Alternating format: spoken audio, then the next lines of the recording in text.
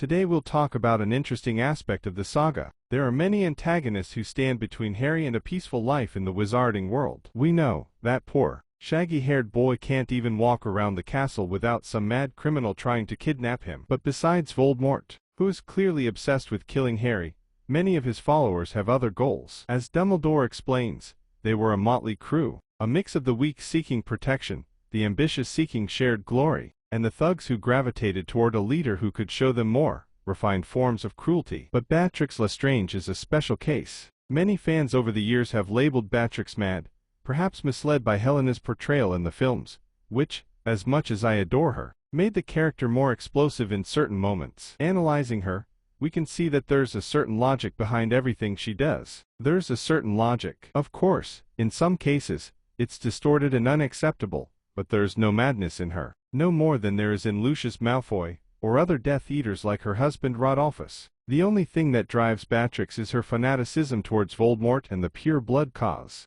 Her distorted love for the Dark Lord leads her to destruction, even after he's been defeated, ending the First Wizarding War. She tries to discover his whereabouts, tortures the Longbottom Aurors to the point of madness, and never renounces Voldemort. Unlike other fellow Death Eaters, she's imprisoned for 14 years in Azkaban, yet she's not mad, as canon proves. The first time Bellatrix appears is in A Memory of Dumbledore's, inside the Pensieve in the fourth book, Harry Potter, The Goblet of Fire. She appears as a woman with thick, dark, glossy hair and half-closed eyelids, sitting in the chair with chains like a queen on a throne. And at the end of the trial, when she is declared guilty, she shouts, "The Dark Lord will rise again. Crouch. Throw us into Azkaban. We will wait. He will rise again and come for us, and he will reward us more than any of his followers. We alone are faithful. We alone have sought to find him." After this sentence, Barty Jr. again begs his father to spare him, but the four are taken out by the Dementors and taken back to Azkaban. Here,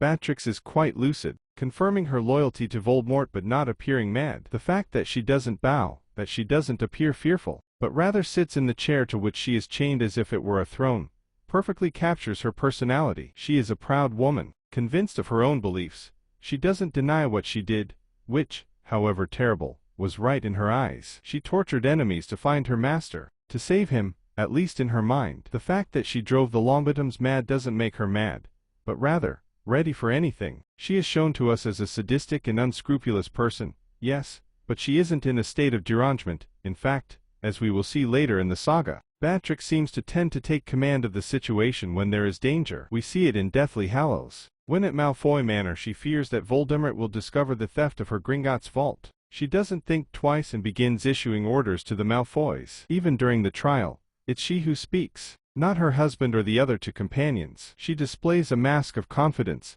that requires extreme clarity. Another interesting point that is too often overlooked is her implicit attitude toward Kreacher. The second time Bellatrix is mentioned is in the fifth book, where Harry discovers her relationship with Sirius and shortly thereafter sees the house elf's hiding place, where he is desperately trying to hide photos and mementos belonging to the Black family to prevent Sirius from throwing them away. We are explicitly told that his favorite photograph is precisely the one of Bellatrix alone. It is the photo he has cleaned and tried to repair most carefully, placing it on the top shelf of his hiding place. This point is very fascinating. Kreacher is not an evil creature. He is a house elf who has been mentally manipulated for decades. His entire species has been enslaved for centuries to serve wizards. To a certain extent, he has inherited the Blacks' racist and classist heritage. But it's interesting to discover how loyal he actually is to Regulus, who treated him with respect and literally sacrificed himself for him, just as Kreacher was loyal to Walburga, who, although she is portrayed in the fandom as a madwoman who tormented her children, was not in canon. Kreacher tends to be loyal to those who are kind to him. Just look at how his behavior drastically changes in Deathly Hallows, when Harry gives him Regulus' fake locket and begins to treat him with respect. This, combined with his desperate desire to belong to Bellatrix after Sirius' death, as made clear at the beginning of the sixth book, is a clear indication of Bellatrix's attitude toward him. No matter how manipulated the house elves may have been, they can still tell if someone is being kind to them or not. This means Bellatrix wasn't mistreating Kreacher for fun. The first real interaction between Bellatrix and Harry shows us how the witch mocks the boy for falling into Voldemort's trap. She uses a childish tone and mocks Neville, but once again she is very clear-headed. The only moment she explodes is when Harry dares to mention Voldemort's name, and reveals that he too is a half-blood. This triggers her, so much so that she is about to strike Harry, but Lucius stops her. She demonstrates her understanding of Voldemort's plan, when she explains to Harry why he didn't come to get the prophecy himself. Shortly afterward, she threatens Ginny and then Neville with torture to convince Harry to deliver the prophecy. She's described as possessed, quivering with excitement, her gaze going from Harry to Neville. This is how Harry sees her, but in practice she doesn't do anything truly senseless. Her sadism drives her to be very skilled at using the cruciatus, but in the context of war or battles, this works in her favor. Every time she threatens to torture someone in the series, it's to convince someone else to do what she wants. The Longbottom were tortured for information, and in the first draft, it was written as if Alice, Neville's mother, was tortured to force her husband to cooperate. Just like when Bellatrix threatens Ginny and Neville here, or later,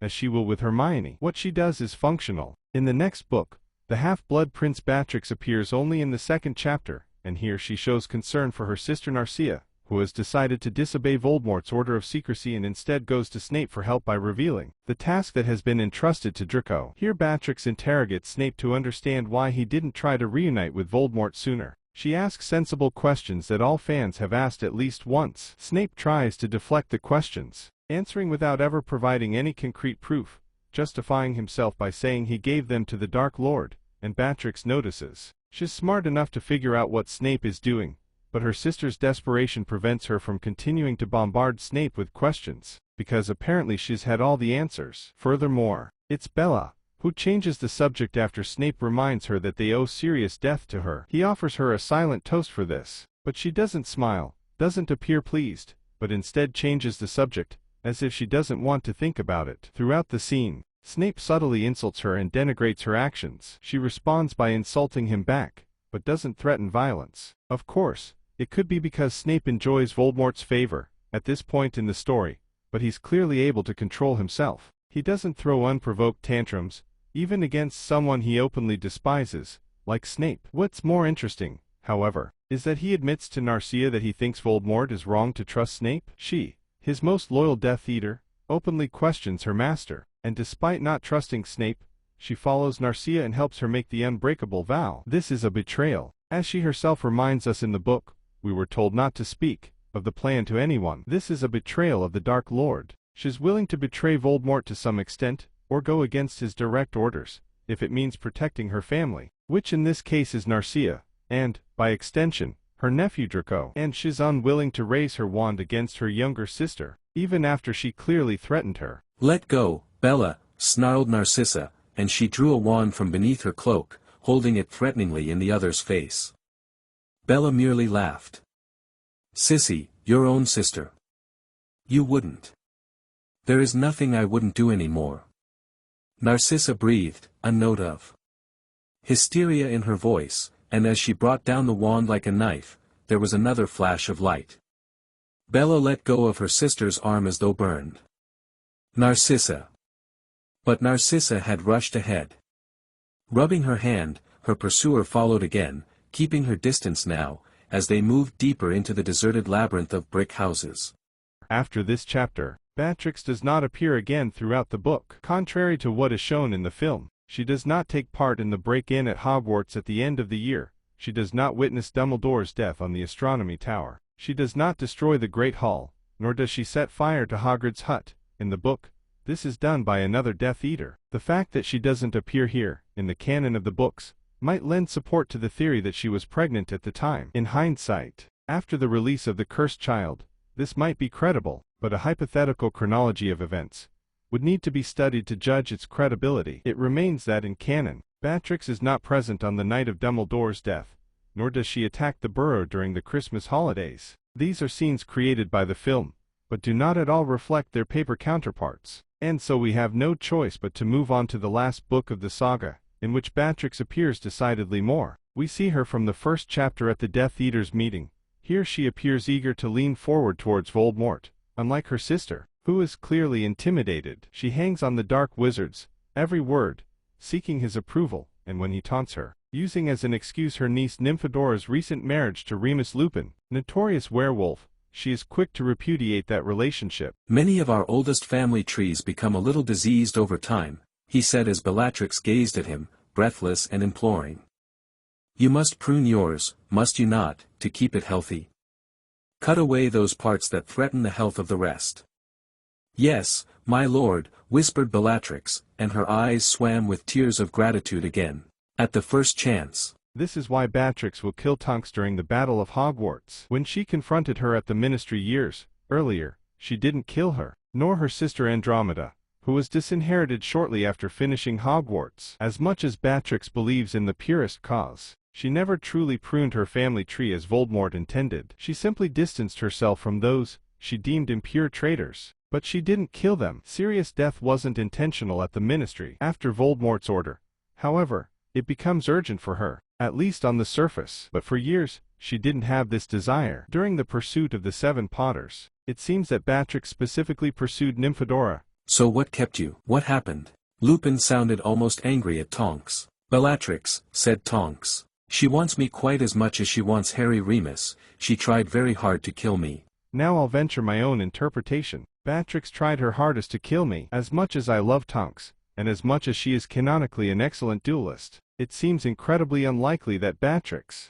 despite trying her hardest, couldn't finish her off, or at least unseat her without a wand. Let's remember that they were all flying, and the reason Harry was recognized was because he decided to disarm Stan but not to kill him, because if he had dropped him without a wand, the boy would have died. Do you really mean to tell me that Bellatrix wasn't even able to knock Tonks off her broom despite trying with all her might? This seems unlikely to me. It looks more like a measured use of force, which, let's reiterate, requires self-control. There's no sign of madness here, but rather a clear attempt to circumvent Voldemort's order. And even if she succeeds at the end of the book, it's interesting to see how months pass. Nymphadora, from what Remus tells us, was staying at her mother, Andromeda's house while she was pregnant, and the Death Eaters knew where they lived. Nymphadora was stigmatized for having married a werewolf. It doesn't seem like she was hiding, but rather, like Mr. Weasley, she continued to appear in public to keep up appearances. The Death Eaters then visited Tonks' house after Harry, Ron, and Hermione ran away from Bill and Fleur's wedding. Remus tells us on the call. They used the Cruciatus curse on Tonks's family. Again, trying to find out where you went after you visited them. They're all right, shaken, obviously, but otherwise okay. They tortured them but didn't kill them. This is an important point. Although Bellatrix professes to Voldemort that she wants to eliminate her family's traitors, even though she has the opportunity, she doesn't do so unless she finds herself in direct conflict with Voldemort. Bellatrix is no stranger to this. Throughout the saga, she speaks differently to the Dark Lord, almost having to flaunt her devotion and loyalty, but the facts speak for themselves. The next time we see her, she's again at Malfoy Manor, when the trio is taken there by the Snatchers. And this is the moment when she seems most upset. If when she first appears, she's merely curious and later argues with Lucius about who should summon the Dark Lord, as soon as she notices that a Snatcher has the sword of Gryffindor, she becomes agitated and, as she has done in the past, takes control of the situation, attacks the Snatchers and has them thrown out by Draco, silencing her sister's complaints. Here Bellatrix is described as frightening and mad, but precisely because she knows the whole family is in grave danger. She tortures Hermione for information, does the same with Gryffindor, and only when she's sure the sword is a copy is she ready to call Voldemort. If it hadn't been for Dobby's intervention, her behavior would have led to the trio's demise. Killing Dobby, after he actively tried to harm them all to free Harry and his friends, is also consistent with her character. She insults him and orders Narcia to kill him, but this doesn't conflict with her aforementioned relationship with Kreacher. She certainly considers other creatures inferior according to pure-blood education, but she is wise enough to treat Kreacher kindly out of a sense of mutual respect, something that is lacking with Dobby the Caller. Simply put, like the elf in the Black family's service, she is also kind to him, who, obviously, from Harry's perspective, are very few people in the saga. And here, too, Bellatrix is far from mad. Before the final battle, we learn, Chapter 32, that Remus was dueling Dolohov, and Tonks rushes to his aid. We don't know exactly when they died, but initially it seems that Dolohov killed them both, which would suggest that Bellatrix never obeyed Voldemort's order to kill them. At no point is Bellatrix seen fighting her niece, or her niece's husband during the final battle. Only later, in an interview, did the author state that it was Bellatrix who killed her niece, though without explicitly stating this in the book. This would be one of those details that is still taken as canon, like many others. We meet Bellatrix in person in Chapter 34 as she waits with Voldemort and the other Death Eaters in the forest for Harry's arrival. Here she is shown sitting next to Voldemort, later worried as he passes out in chapter 36. When Narcia lies and says Harry is dead, Bellatrix rejoices like everyone else, but nothing more. Even later, as they face the resistance of Hogwarts, she doesn't react particularly, and when it comes to the final battle, she engages in a duel with 3 opponents close to Voldemort. Molly takes the place of Ginny, Luna, and Hermione and barely manages to kill Bellatrix, who has made the same mistake as Sirius, underestimating her opponent. In the entire saga, there isn't a single moment in which Bellatrix behaves insanely or without motivation. She always has reasons for what she does, and in her mind, they are more than legitimate. I find it vaguely sad that many fans, over the years, have distorted her character by describing her as a maniac, but she isn't. On the contrary, she's a very interesting character, who deserves to be explored more deeply, and not trivialized. So no, Bellatrix Lestrange is not crazy.